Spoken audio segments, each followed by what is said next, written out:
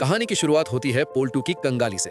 बहुभात की रस्म में पुजारिन यानी नई दुल्हन ने जिद करके बनारसी साड़ी मंगवाई और मेहमानों के लिए होटल से खाना ऑर्डर करवाया। इस एक दिन के खर्च ने पोल्टू के पूरे महीने का बजट हिलाकर रख दिया है। पोल्टू अब घर के कोने में बैठकर सिर पकड़कर रो रहा है। उसे बार बार पारों की याद आ रही है। वो मन ही मन सोचता है, पारो तो देवी थी, मैंने उसे छोड़कर अपने पैर पर कुल्हाड़ी मार ली। वो बेचारी तो कभी 10 रुपए की लिपस्टिक की भी जिद नहीं करती थी। घर के बचे हुए पैसों से गुल्लक भरती थी। और एक ये महारानी है जिसने आते ही मुझे सड़क पर ला दिया। पोल्टू को अब समझ आ रहा है कि सुंदरता से पेट नहीं भरता, लेकिन अब पछताए होत क्या जब चिड़िया चुग गई खेत। लेकिन दोस्तों, पोल्टू की असली शामत तो अभी आनी बाकी थी। रात को जब पोल्टू सोने जाता है तो पुजारिन बड़े प्यार से उसके पास आती है। पोल्टू को लगता है कि वो उसे सहारा देगी, लेकिन पुजारिन तो एक नया एटम बम फोड़ देती है। वो नखरे दिखाते हुए कहती है, सुनिए जी, मैंने हमारे हनीमून का प्लान बना लिया है। और हाँ, खबरदार जो मुझे दार्जिलिंग या शिमला ले जाने की सोची तो वो सब मिडिल क्लास लोग जाते हैं, हम दुबई या सिंगापुर जाएंगे। ये सुनते ही पोल्टू के तो तोते उड़ जाते हैं। जिसके पास अगले दिन सब्जी लाने के पैसे नहीं है, उससे दुबई की मांग। पोल्टू हकलाते हुए कहता है, अरे पूजा, अभी तो खर्चा बहुत हुआ है। लेकिन पुजारिन साफ कह देती है, मुझे कुछ नहीं सुनना, वरना मैं अपने मायके चली जाऊंगी। अब पोल्टू रात भर छत को घूरता रहता है कि आखिर लाखों रुपयों का इंतजाम करे तो करे कहां से। अगली सुबह घर में एक और कॉमेडी सर्कस शुरू होता है। पीसी मोनी ने बड़े घमंड से ऐलान किया था कि मेरी नई बहू और हम अपना खाना अलग बनाएंगे, हमें बड़ी मामी की रसोई की जरूरत नहीं। पीसी मोनी सुबह सुबह डाइनिंग टेबल पर प्लेट लेकर बैठ जाती है कि आज तो नई बहू के हाथ का राजभोग मिलेगा।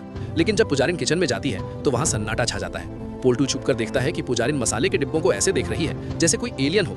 उसे हल्दी और मिर्च का फर्क नहीं पता, नमक और चीनी का अंदाजा नहीं। उसने कढ़ाई तो चढ़ा दी, लेकिन उसमें तेल डालना ही भूल गई। पोल्टू को वहीं समझ आ जाता है कि उसकी नई नवेली दुल्हन ने आज तक किचन की शक्ल भी नहीं देखी है। थोड़ी देर बाद जब जला भुना खाना बाहर आता है तो पीसी मोनी का मुंह देखने लायक होता है। आज पीसी मोनी और पोल्टू को समझ आ जाता है कि बड़े बोल का नतीजा भूखा पेट होता है। उन्हें बड़ी मामी की रसोई की खुशबू सताने लगती है। अपनी जिंदगी में इतना क्लेश और भुखमरी देखकर पोल्टू अब दूसरों की खुशियां बर्बाद करने पर उतर आता है। उसे पता चलता है कि अर्जुन के सख्त मना करने के बावजूद अहाना ऑफिस गई है। पोल्टू के दिमाग में शैतानी आइडिया आता है। वो अपने दोस्त गोपाल को फोन करता है, जो कि अहाना के ऑफिस में ही काम करता है, और उससे जासूसी करवाता है। ऑफिस में अहाना को शाम को लेट हो जाता है तो गांगुनी सर उसे अपनी गाड़ी में ड्रॉप कर देंगे, ऐसा कहते हैं। अहाना उन्हें रोकने की कोशिश करती है, पर बॉस अहाना की सेफ्टी की खातिर उसे घर छोड़ के अपने घर जाएंगे, ऐसा कहते हैं। तो गोपाल पोल्टू को ये सारी बात बताता है।